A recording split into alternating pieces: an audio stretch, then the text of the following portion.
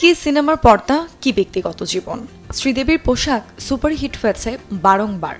এরই মধ্যে কিছু পোশাক আজও অনুসরণ করেন বি টাউনের অন্যান্য অভিনেত্রীরা। এমনকি বাজারের চলতি ফ্যাশনেও ফিরে আসে শ্রীদেবীর স্টাইল। চাঁদনি এবং মিস্টার ইন্ডিয়া ছবিতে শ্রীদেবীর শিফনের শাড়ি নজর কেড়েছিল মারাত্মকভাবে। সে সময় থেকেই এই শিফন শাড়ি মার্কেটে সর্বোচ্চ চাহিদা পেতে শুরু করে। এখনও সিনেমায় শিফন শাড়ি কস্টিউম হিসেবে, বিশেষ করে কোনো রোমান্টিক সিনের ক্ষেত্রে একই রকমের আবেদন রাখে।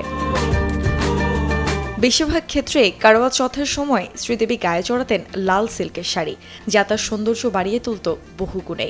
দীপিকা এবং রণবীর সিং এর বিয়ে পরবর্তী রিসেপশনও সোহালি খান একই রকম লাল সিল্কের শাড়ি গায়ে জড়িয়েছিলেন, যা কুড়িয়েছে ভূয়সী প্রশংসা। শুধু ট্র্যাডিশনাল পোশাকই নয়, একই রকম স্বতঃস্ফূর্ত ছিলেন পশ্চিমা পোশাকের ক্ষেত্রেও।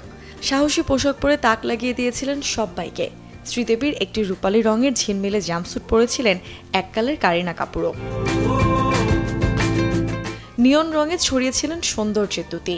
শুধু ডিজাইনেই নয়, গোল্ডেন শিমার রঙের জাম্পস্যুটের পাশাপাশি পরেছেন সিলভার প্যান্টস্যুটও। একটি অ্যাওয়ার্ড ফাংশনের জন্য নিয়েছিলেন এই রকম গ্ল্যামারাস বস লুক, যা নজর কেড়েছিল নেটিজনদের।